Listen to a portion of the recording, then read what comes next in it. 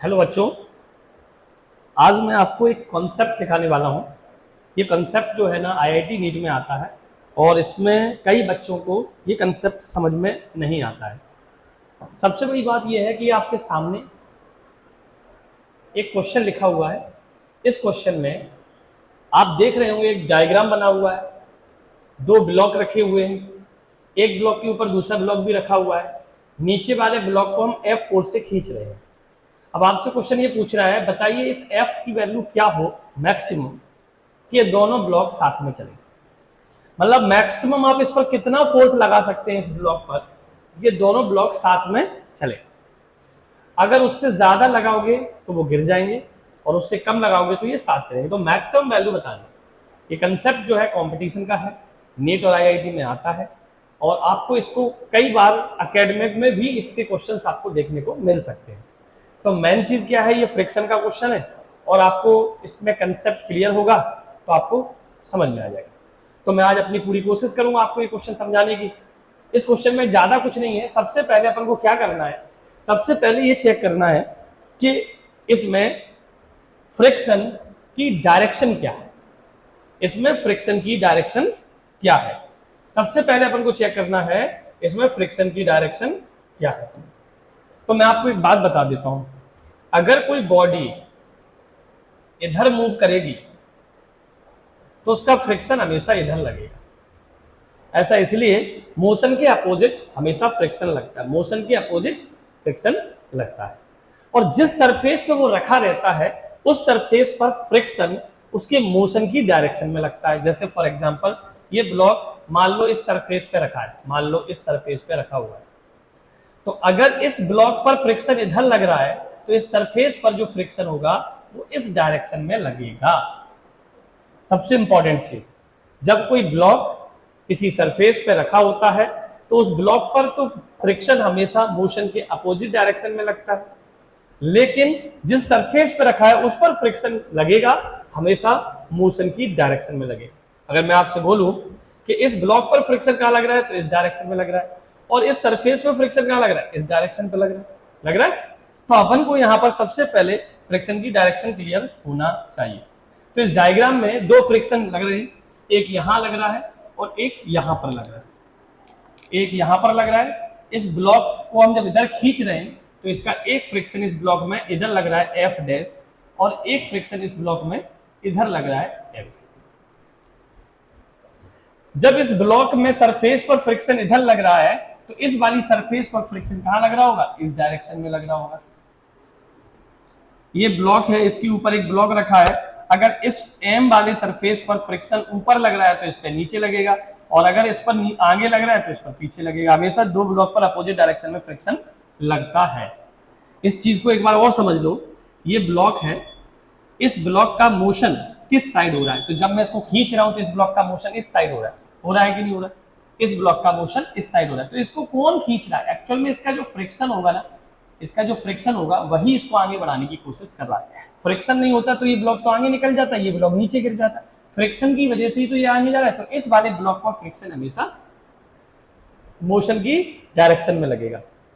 आप लोग अगर कंफ्यूज हो रहे होंगे तो आप लोग तो इतना समझ लो, हमेशा जिस ब्लॉक पर एक्सटर्नल फोर्स लग रहा है उसके अपोजिट डायरेक्शन में फ्रिक्शन लगेगा उस ब्लॉक पर। तो इस पर एक्सटर्नल फोर्स यहां लग रहा है इस डायरेक्शन में, तो इसका फ्रिक्शन इधर और इधर ही लगेगा। अब इस ब्लॉक पर इस सरफेस पर फ्रिक्शन अगर इधर है तो इस ब्लॉक पर सरफेस पर फ्रिक्शन इधर होगा। तो सबसे पहला काम आपको क्या करना है, फ्रिक्शन की डायरेक्शन को फाइंड करना है। तो हमने यहां पर फ्रिक्शन की डायरेक्शन को फाइंड कर लिया।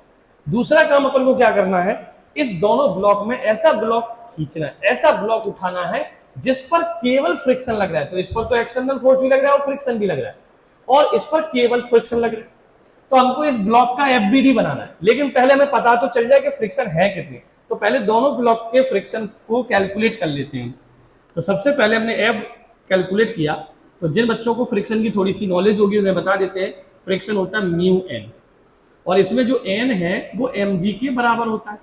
एन किसके बराबर होता है, एम जी। तो यहां पर वेट कितना लग रहा है, एम मास और जी एक्सेलरेशन ड्यू टू ग्रेविटी।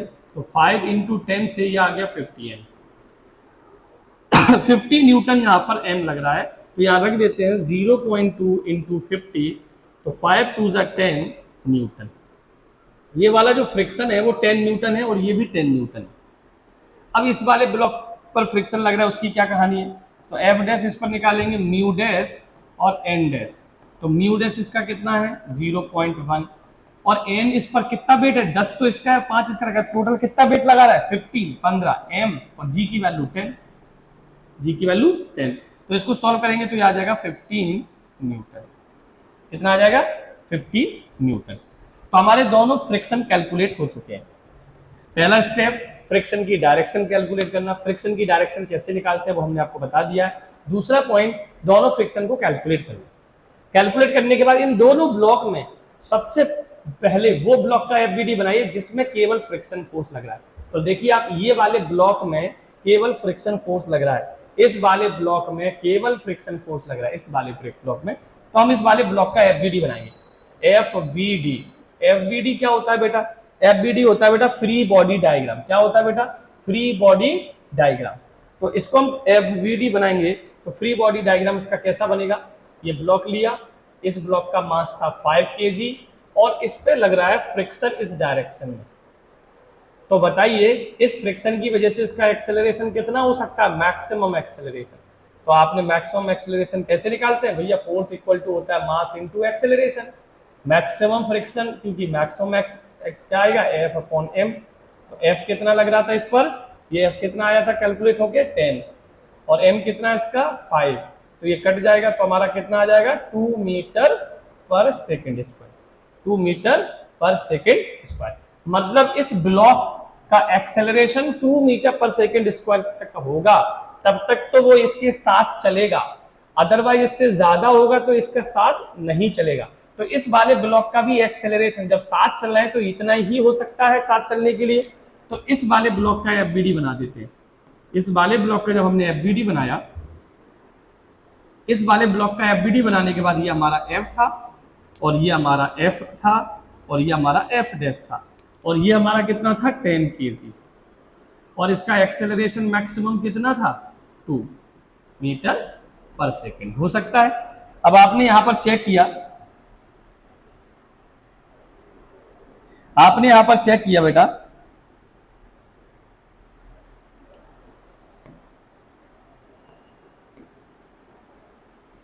ये फोर्स इधर लग रहा है, ये फोर्स इधर लग रहा है, तो ये मोशन जब एक्सेलरेशन इस डायरेक्शन में हो रहा है तो ये बड़ा होगा ना।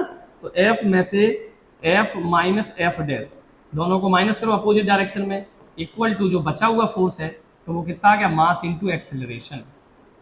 नेट फोर्स इधर लग रहा है, इधर लग रहा है, तो इसमें से इसको माइनस किया, जो बचा हुआ फोर्स है वो क्या होता है मास इनटू एक्सेलरेशन। तो बताइए एफ कितना है निकालना है। एफ कितना है 10, एफ डैश कितना है, एफ डैश कितना है हमारा यहाँ आया था एफ डैश 15 और एम कितना है 10 और ए कितना है 2। तो यहाँ से हमारा 10 प्लस 15 कितना आ गया 25। तो ये कितना आ गया 10 2 जा 20। तो यहाँ से हमारा एफ कितना आ सकता है मैक्सिमम, ये मैक्सिमम फोर्स हमारा आ सकता है 45 न्यूटन। 25 उधर जाएगा प्लस का हो जाएगा 25 बेटा, तो 20 प्लस 25 कितना होता है 45। तो 45 न्यूटन का इसमें क्या लगेगा फोर्स लगेगा।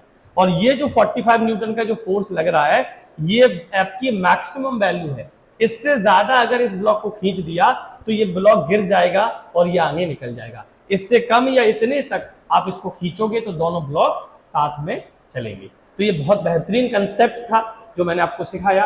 अब इसी का एक दूसरा कंसेप्ट ये है, अगर सेम क्वेश्चन में ऊपर की तरफ फोर्स दिया जाए और फिर आपसे बोला जाए क्या होगा। मान लो क्वेश्चन ऐसे दिया गया है, एक ब्लॉक है,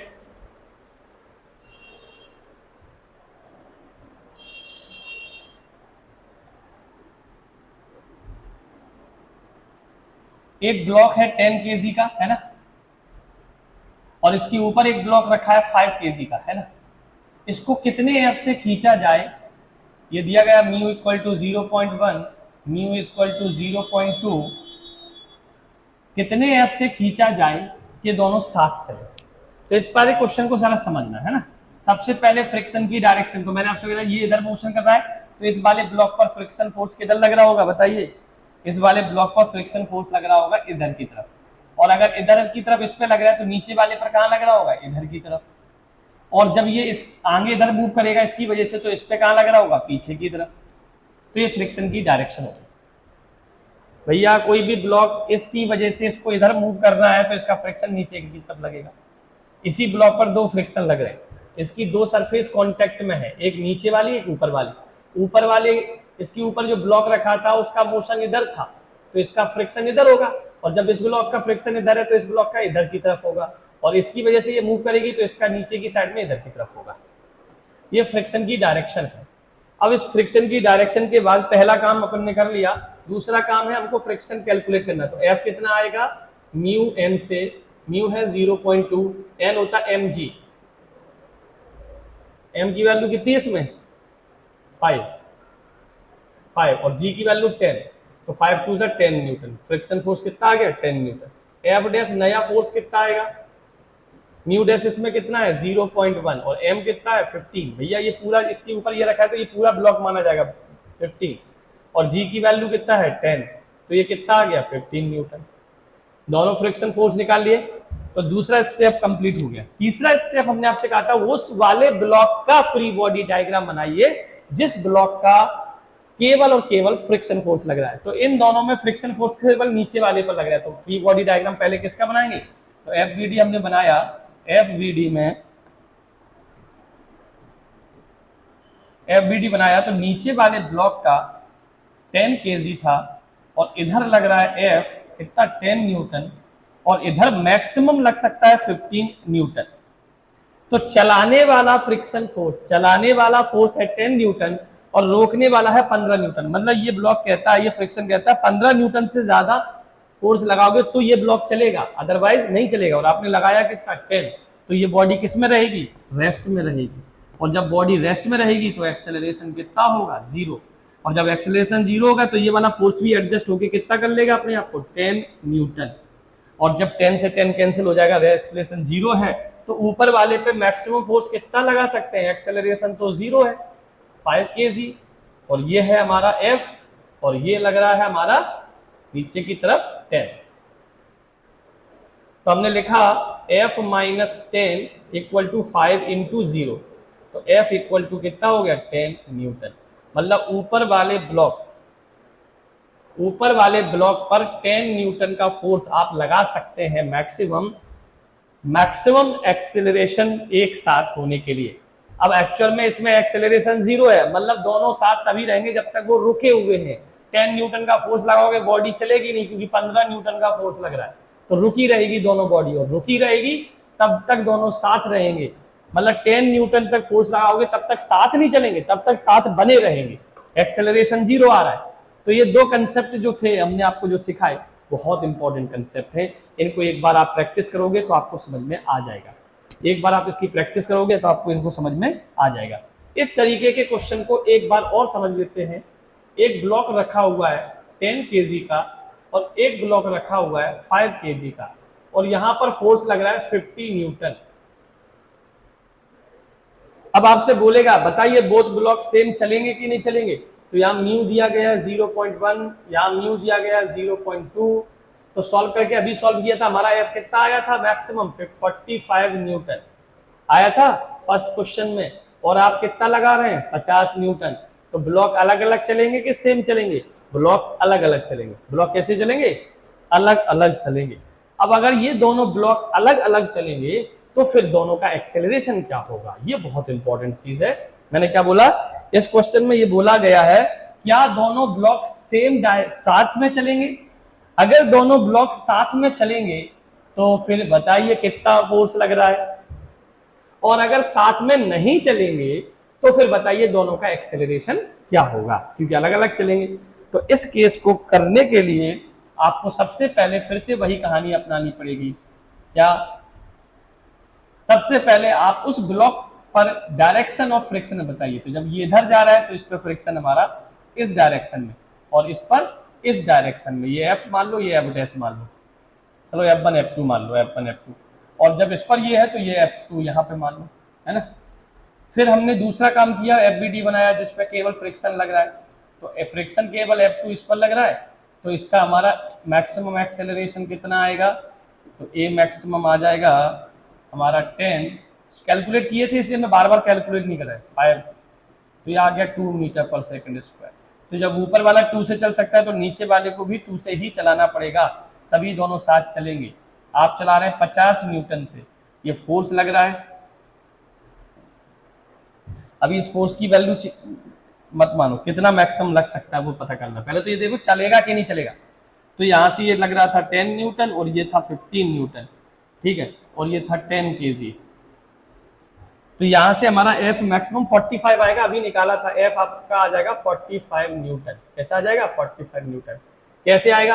एफ माइनस 25, एफ माइनस 25, 10 और 15 equal to M A 10 into 20, तो ये हमारा 45 आ जाएगा।